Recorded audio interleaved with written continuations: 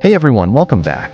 Today I'll show you how to run C++ and Python inside Termux and instantly share the output with your Android apps. No root required. Let's get started. First, let's update your Termux.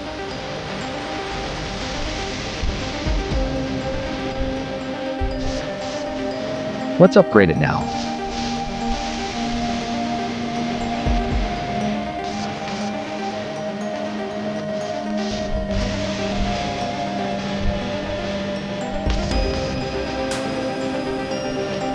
This makes sure all your Termux packages are fresh and up to date. Next, we install Python.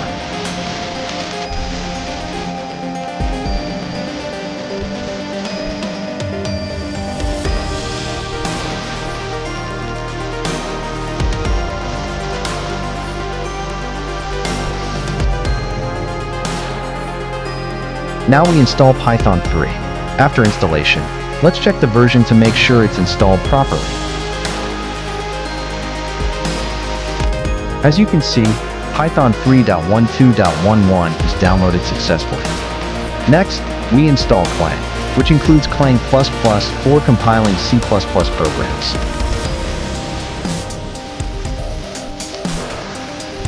Let's verify if it works. Perfect. Clang is downloaded successfully too.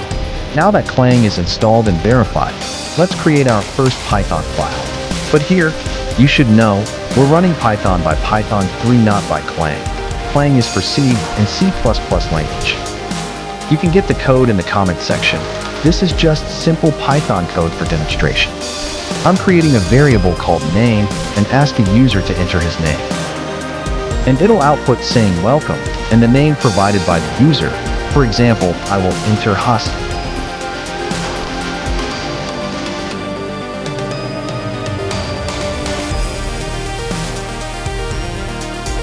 Now to save the code, press Ctrl+O, then hit Enter, and then Ctrl+X.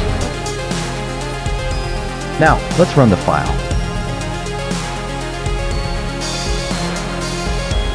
Here it asks you to enter a name. I'll say Hassan.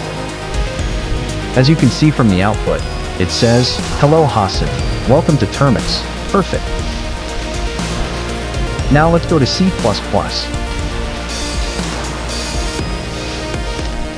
You can get this code in the comment section too.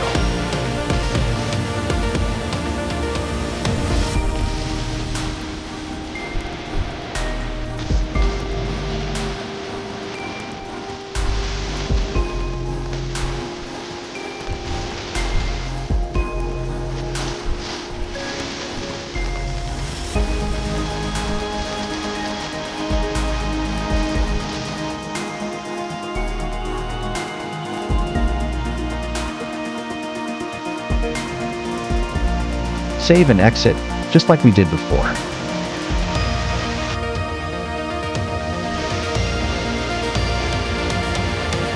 Now let's compile it.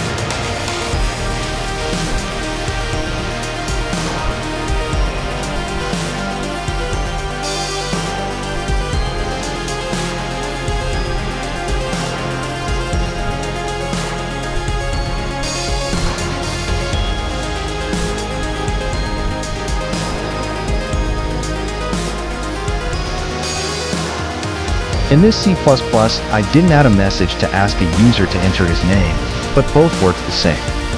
And as you can see, it printed "Hello Hassan." This is C++ in Termux. Now let's talk about one extra thing.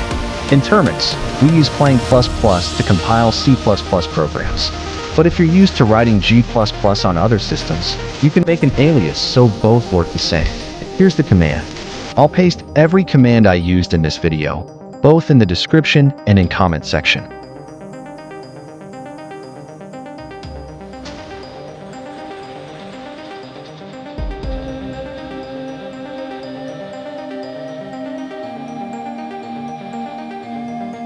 Now type this command. What this command and the previous does is, it tells Termux, whenever you type G++, just run Clang++ instead. So you don't have to remember the Clang command every time. This alias will also stay saved for the future.